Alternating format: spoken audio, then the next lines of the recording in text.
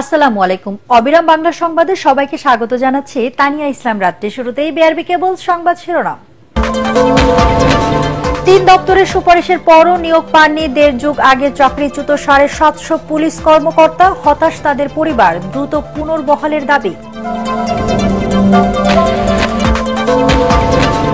সরকার জনগণের সাথে বিশ্বাসঘাতকতা করেছে অভিযোগ মির্জা ফখরুলের। বিএনপির বর্তমান ভূমিকা নির্বাচনকে ঝুঁকিতে ফেলেছে, মন্তব্য তাহেরের।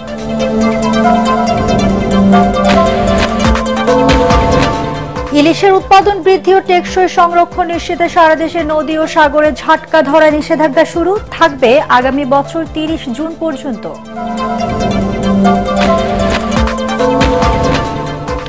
এবং আগাম জাতের রোপা আমন ধান কাটায় ব্যস্ত জয়পুরহাটের কৃষকরা। পোকার আক্রমণে কমেছে ফসল, মিলছে না কাঙ্ক্ষিত দাম।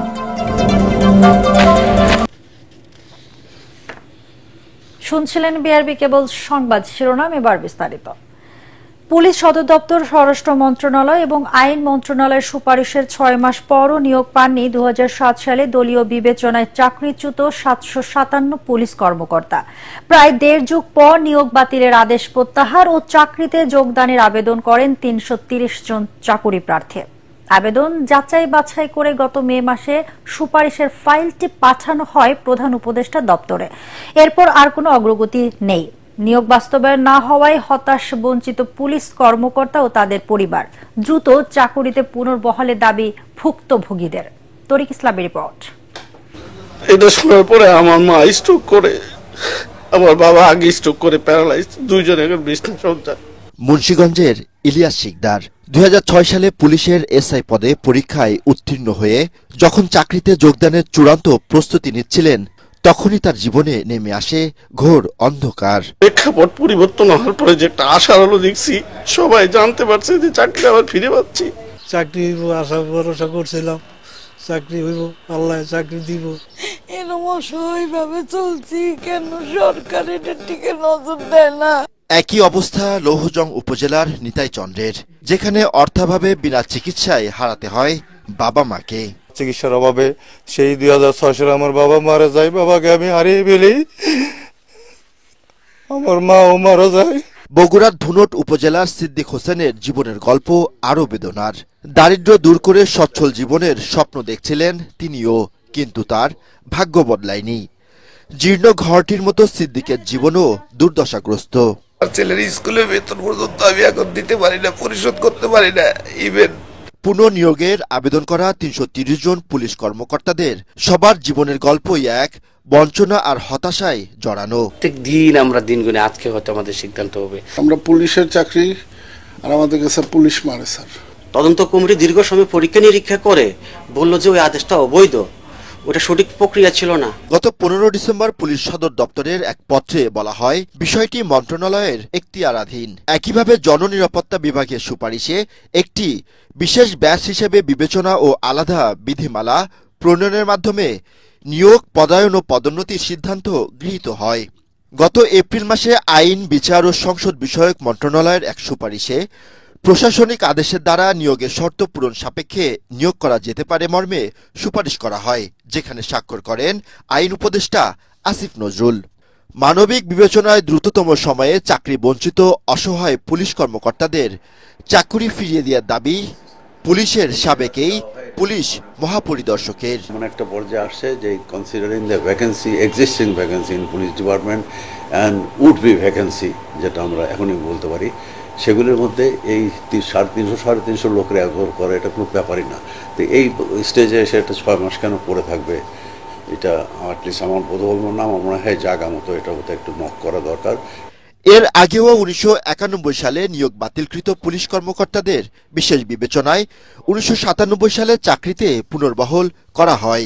সামাজিক ও মানবিক বিবেচনায় সরকার দ্রুত তাদের চাকরিতে পুনর্বহালের মাধ্যমে দেশ সেবার সুযোগ দিবেন, এমনটাই প্রত্যাশা নিয়োগ বঞ্চিতদের। তরিক ইসলাম, এটিএন বাংলা, ঢাকা। রাজনৈতিক দলের সই করা জুলাই সনদ পাশ কাটিয়ে সনদ বাস্তবায়নের সুপারিশ করে ঐকমত্য কমিশন ও অন্তর্বর্তী সরকার দেশ এবং জনগণের সাথে বিশ্বাসঘাতকতা করেছে এমন অভিযোগ করেছেন বিএনপি মহাসচিব মির্জা ফখরুল ইসলাম আলমগীর। জাতীয় প্রেস ক্লাবে আলোচনা সভায় তিনি বলেন, এর মধ্য দিয়ে দেশে নতুন রাজনৈতিক সংকট তৈরি করা হয়েছে। মহান মুক্তিযুদ্ধের বিরোধিতাকারী দলটি এখন জনমতের বিপক্ষে গিয়ে জাতীয় নির্বাচনের বিরোধিতা করছে বলে অভিযোগ আনেন বিএনপির মহাসচিব। মইনুল হাসানের রিপোর্ট। দীর্ঘদিনের রাজনৈতিক মিত্র আসম রবের নেতৃত্বাধীন জাতীয় সমাজতান্ত্রিক দল জেএসডির প্রতিষ্ঠা বার্ষিকী উপলক্ষে আয়োজিত আলোচনা সভায় যোগ দেন বিএনপি সহ সমমনা দলের শীর্ষ নেতারা। নানা ইস্যুতে অন্তর্বর্তী সরকারের সমালোচনা করে তারা বলেন, বর্তমান বাস্তবতায় জাতীয় সংসদ নির্বাচনের আগে গণভোট আয়োজনের সুযোগ নেই। নিজেদের ধান্দাবাজির জন্য বলছে যে গণভোট জাতীয় নির্বাচনের আগে। ধান্দাবাজিটা কি? অনেকে বিরোধী দল হতে দেন দরবার চালাচ্ছে যে আমাদেরকে স্বীকৃতি দেবেন, তাহলে আমরা আছি। অনেকে 10টার জায়গায় 15টা সিট বার্গেনিং করার জন্য এটাকে একটা টুল হিসেবে সামনে নিয়ে এসে নির্বাচন নিয়ে একটা অনিশ্চয়তা তৈরি করতে চাচ্ছে। কোন নির্বাহী আদেশ জারি করে তারা কি সংবিধানের কোন সংশোধনের আদেশ জারি করতে পারেন নাই। বাংলাদেশে গত 53-54 বছরের কোন দ্বিতীয় নজির নাই। সমস্ত নোট অফ ডিসেন্ট বা ভিন্ন বাদ দিয়ে দিয়েছে। এটা একটা পটেন্টিগিরি হলো না? সরকার দেশে ভালো নির্বাচন দেবে, জনগণের কাছে গ্রহণযোগ্য নির্বাচন দেবে, সেই সরকার যদি প্রতারক হয় তাহলে আমাদের করার কি আছে? এ সময় বিএনপি মহাসচিব মির্জা ফখরুল ইসলাম আলমগীর বলেন, সংস্কার ইস্যুতে অন্তর্বর্তী সরকার ও ঐকমত্য কমিশন নিজেদের নিরপেক্ষতা ধরে রাখতে ব্যর্থ হয়েছে। আমরা যে নোটিশগুলো দিয়েছিলাম সেগুলো উল্লেখ করা হয়, যাতে একটা আস্থা যে আমরা রেখেছিলাম সেই আস্থাটা বিশ্বাসযোগ্যতা বিশ্বাসঘাতকতা করে জনগণের সঙ্গে প্রচারণা করেছেন। যে সংস্কারগুলো আমরা একমত হয়েছি সেই সংস্কারগুলো অবশ্যই আমরা একমত হব আছি, আমরা ভবিষ্যতের দিনে সেগুলি আমরা ইমপ্লিমেন্ট করবো যদি আমরা ক্ষমতায় আসি। জামাতকে উদ্দেশ্য করে তিনি বলেন, নির্বাচন বানচাল বিলম্বিত করতে একটি দল রাজপথে আন্দোলনের নামে বিশৃঙ্খলা সৃষ্টি করছে। 1971 সালে মুক্তিযুদ্ধের বিরোধিতা করেছেন, আজকে দয়া করে জনগণ যে নির্বাচন চায় সেই নির্বাচনের বিরোধিতা করবেন না। এই দেশের মানুষ কখনো বিট্রিয়ালের যারা বিট্রি করে তাদেরকে ক্ষমা করে না, তারা ক্ষমা পায় না। আমরা খুব পরিষ্কার করে বলতে চাই, গণভোট নির্বাচনের আগে করার কোনো সুযোগ এখন আর নাই। নির্বাচনের দিনই গণভোট হবে, সে কথা আমরা পরিষ্কার করে বলেছি। জাতীয় নেতাদের বক্তব্যে জুলাই গণঅভ্যুত্থানের আকাঙ্ক্ষা বাস্তবায়নে যে কোনো পরিস্থিতিতে ফ্যাসিবাদ বিরোধী ঐক্য ধরে রাখার আহ্বান জানানো হয়। মইনুল হাসান, এটিএন বাংলা, ঢাকা। চ্যালেঞ্জ করেছিলাম। বিএনপির বর্তমান ভূমিকা ফেব্রুয়ারি নির্বাচনকে ঝুঁকিতে ফেলে দিয়েছে বলে মন্তব্য করেছেন জামায়াতে ইসলামীর নায়েবে আমির ডাক্তার আব্দুল্লাহ মোহাম্মদ তাহের। কুমিল্লা এক সমাবেশে তিনি বলেন, সংস্কার নিয়ে সব দল ঐক্যবদ্ধ থাকলেও বিএনপি হঠাৎ উল্টে গিয়ে ধোঁয়াশা পরিস্থিতি তৈরি করেছে। এদিকে খুলনায় হিন্দু সম্মেলনে জামায়াতের সেক্রেটারি মিয়া গোলাম পারওয়ার বলেন, স্বাধীনতা পরবর্তী ক্ষমতায় যারা এসেছে তারা নিজেদের ভাগ্য পরিবর্তন করলেও কেউ হিন্দুদের ভাগ্যের পরিবর্তন করেনি। আরো জানাচ্ছেন মুশফিকুর রহমান। আওয়ামী লীগের যে বাংলাদেশ মনে হয় যেন তারা আবার সেই জায়গায় ফিরে যেতে চায়। কুমিল্লা সদর দক্ষিণ উপজেলার সেন্ট্রাল মেডিকেল কলেজ অডিটোরিয়ামে 14 উপজেলার ভোট কেন্দ্র পরিচালকদের নিয়ে সমাবেশে প্রধান অতিথি ছিলেন জামাতের নায়েবে আমির ডাক্তার আব্দুল্লাহ তাহের। এ সময় তিনি বলেন, গণভোট ইস্যুতে সরকারের ওপর চাপ তৈরি করছে বিএনপি। সংস্কার নিয়ে প্রথমে সব দল ঐক্যবদ্ধ থাকলেও বিএনপি হঠাৎ ধোঁয়াশা তৈরি করছে বলে মন্তব্য করেন তিনি। বিএনপি প্রথম বলছিল ওরা গণভোট মানে, কিন্তু জামাত ইসলামের প্রস্তাব ছিল গণভোটের মাধ্যমে জনগণের ম্যান্ডেট দিতে।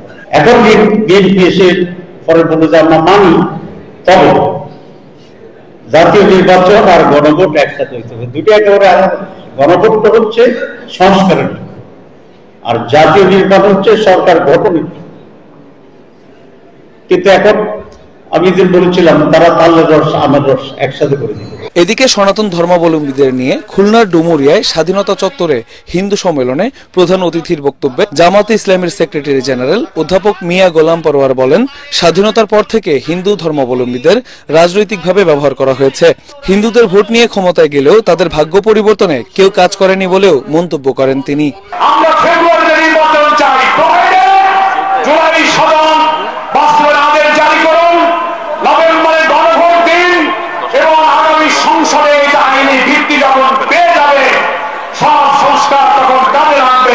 তখনই আমাদের নতুন বাংলাদেশের স্বপ্ন পূরণ হবে। এদিন মিরপুর 13 নম্বরে জামাতে ইসলামীর মহিলা বিভাগ আয়োজিত মেডিকেল ক্যাম্পে অংশ নিয়ে জামাতের নায়েবে আমির অধ্যাপক মুজিবুর রহমান বলেন, আইন শৃঙ্খলা পরিস্থিতি ঠিক না হলে কোনোভাবেই সুষ্ঠু নির্বাচন সম্ভব নয়। আমাদের নির্বাচনের আগে নির্বাচনী পরিবেশ দরকার।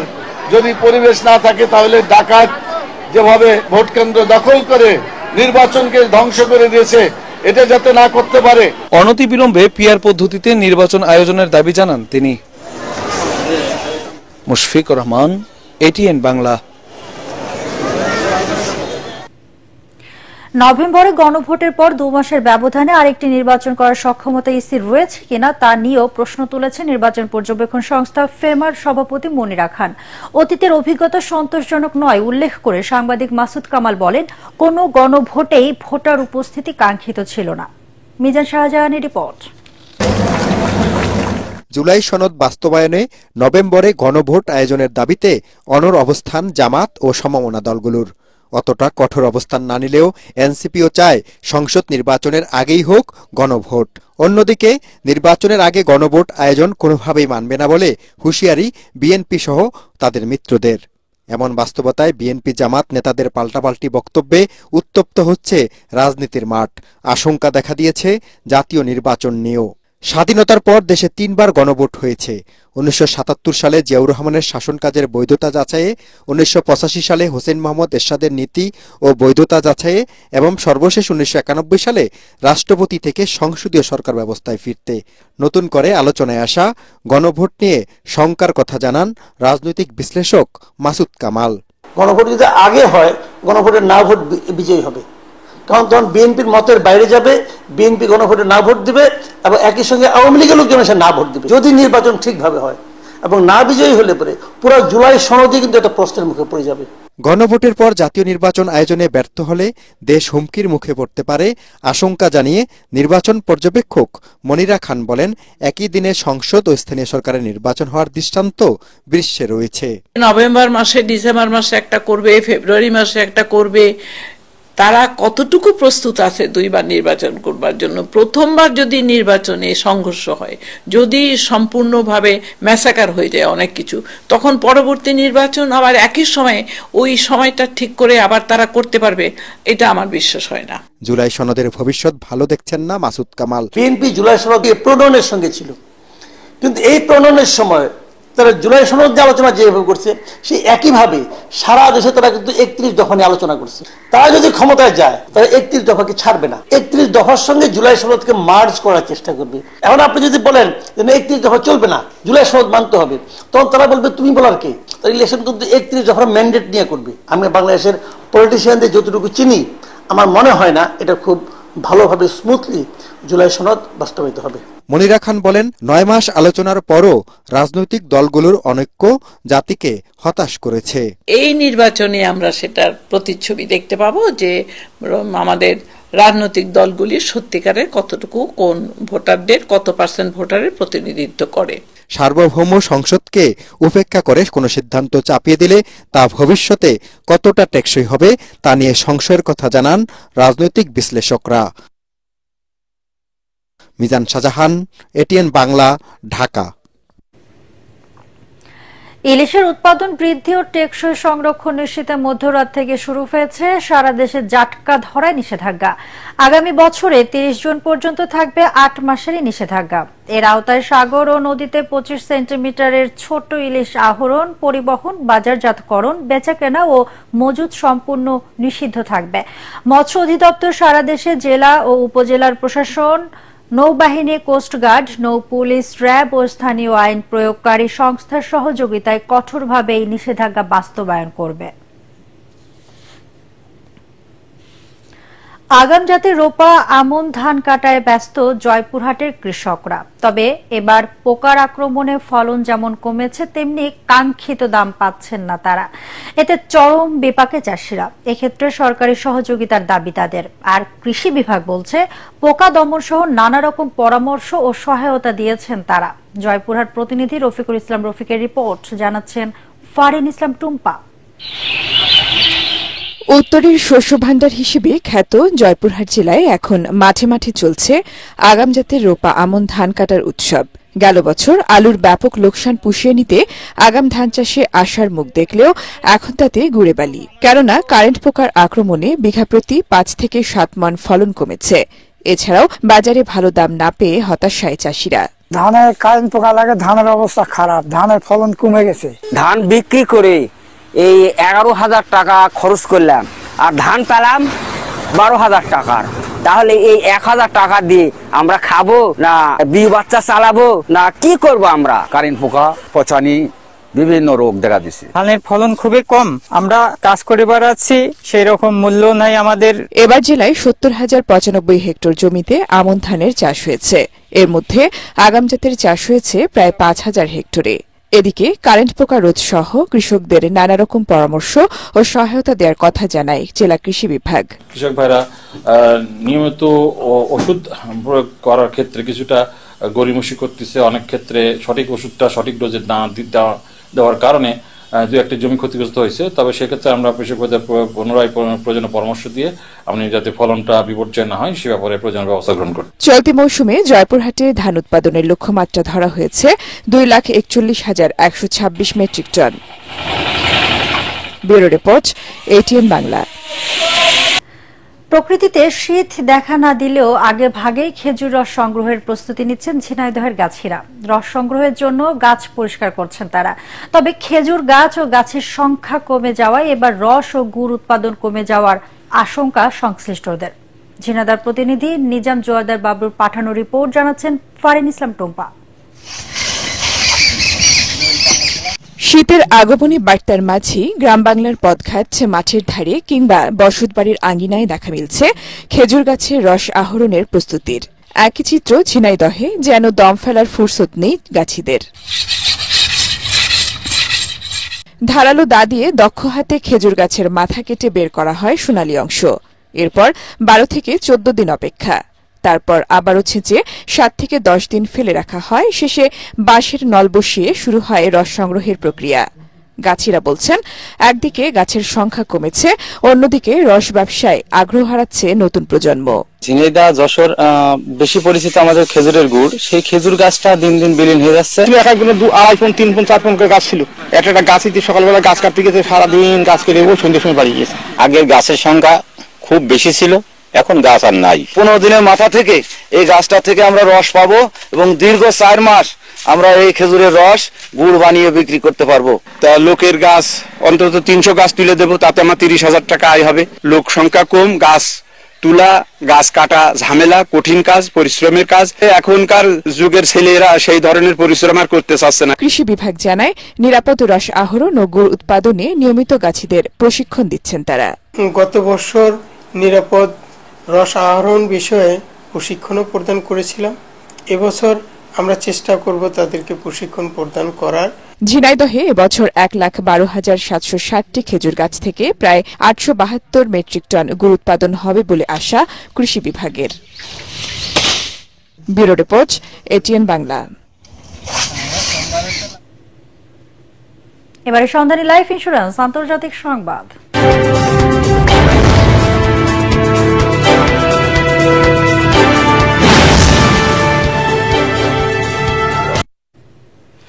এবার যুক্তরাষ্ট্রের পার্লামেন্ট কংগ্রেসের উচ্চকক্ষ সিনেটে প্রেসিডেন্ট ডোনাল্ড ট্রাম্পের বৈশ্বিক শুল্ক নীতি বাতিলের দাবিতে প্রস্তাব পাশ হয়েছে। দ্য গার্জিয়ান এক প্রতিবেদনে এই তথ্য জানিয়েছে। প্রস্তাবটি সিনেটে ভোটের জন্য উত্থাপনের পর 51 জন সদস্য এর পক্ষে ভোট দেন, বিপক্ষে ভোট দেন 47 জন। মার্কিন সিনেটের মোট আসন 100টি, বাকি 2 জন ভোট দেওয়া থেকে বিরত ছিলেন। আশ্চর্যজনক বিষয় হল, বিরোধী দল ডেমোক্রেটিক পার্টির এমপিদের সঙ্গে রেজুলেশনের পক্ষে ভোট দিয়েছেন ট্রাম্পের রাজনৈতিক দল রিপাবলিকান পার্টির 4 জন সিনেট সদস্য। এরা হলেন কেন্টাকি অঙ্গরাজ্যের 2 সিনেটর র্যান্ড পল ও Mitch McConnell, Alaska senator Lisa Murkowski, Maine অঙ্গরাজ্যের সিনেটর সুশান কালিংস। গত 2 এপ্রিল বিশ্বের 100টিরও বেশি দেশের উপর বর্ধিত রপ্তানি শুল্ক আরোপ করেন ট্রাম্প।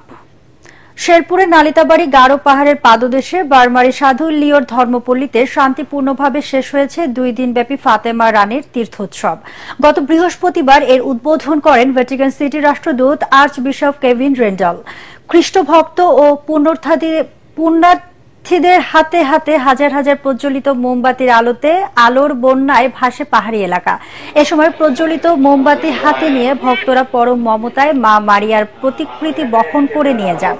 মনের বাসনা পূরণ ও পুণ্য লাভের আশায় প্রায় 2 কিলোমিটার দীর্ঘ উঁচু নিচু পাহাড়ি পথ অতিক্রম করেন ভক্তরা।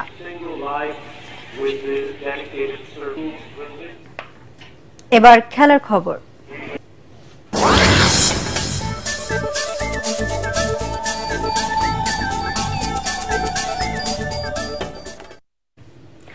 যে ওয়েস্ট ইন্ডিজকে তাদের মাঠে হোয়াইট ওয়াশ করেছিল, এবার নিজেদের ভেন্যুতে সেই ক্যারিবীয়দের কাছেই ধবল ধোলাই হলো বাংলাদেশ।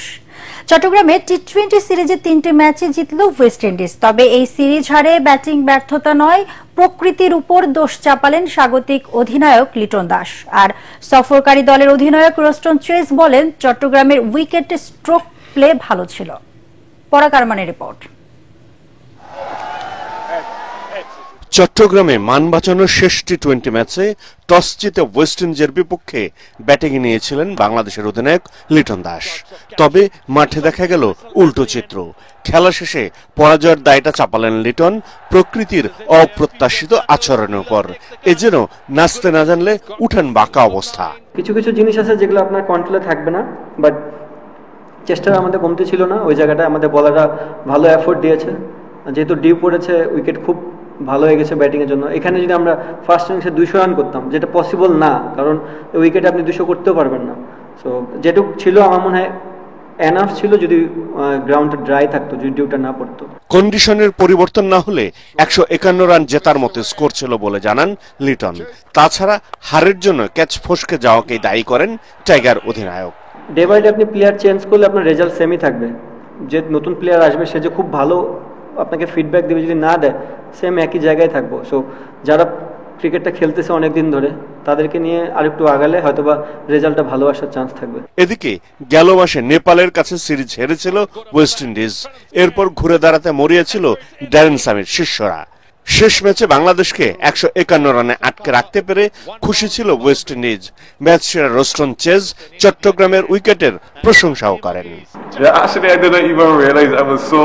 আমরা তাদেরকে 151 রানে আটকে রাখতে পেরে খুশি ছিলাম। এখানকার উইকেট স্ট্রোক প্লের জন্য ভালো ছিল। আমরা ওয়ানডে সিরিজ হেরেছি, ছেলেরা শক্তভাবে ফিরে এসেছে এবং জয় করেছে। বাংলাদেশকে হোয়াইট ওয়াশ করে ক্যারিবীয়রা এখন নতুন স্বপ্ন দেখতেই পারে, কারণ এবারই প্রথম দেশের বাইরে কোন টি-20 সিরিজ 3-0 ব্যবধানে জিতেছে তারা। পরাকারমান, এটিএন বাংলা। শেষ করার আগে বিআরবি কেবল সংবাদ শিরোনাম আরেকবার। 3 দপ্তরের সুপারিশের পরও নিয়োগ পাননি। 1.5 যুগ আগে চাকরিচ্যুত 750 পুলিশ কর্মকর্তা, হতাশ তাদের পরিবার। দ্রুত পুনর্বহালের দাবি। সরকার জনগণের সাথে বিশ্বাসঘাতকতা করছে, অভিযোগ মির্জা ফখরুলের। বিএনপির বর্তমান ভূমিকা নির্বাচনকে ঝুঁকিতে ফেলছে, মন্তব্য তাহেরের। ইলিশের উৎপাদন বৃদ্ধি ও টেকসই সংরক্ষণ নিশ্চিতে সারা দেশে নদী ও সাগরে জাটকা ধরার নিষেধাজ্ঞা শুরু, থাকবে আগামী বছর 30 জুন পর্যন্ত।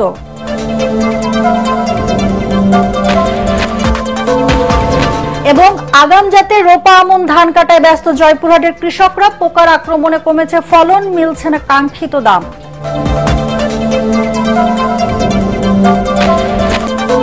দর্শক, পরবর্তী সংবাদ দেখার আমন্ত্রণ জানিয়ে এখনকার মতো শেষ করছি। এটিএন বাংলা সংবাদ ইউটিউবে দেখতে ব্রাউজ করুন youtube/ATN বাংলা নিউজ। ধন্যবাদ সবাইকে।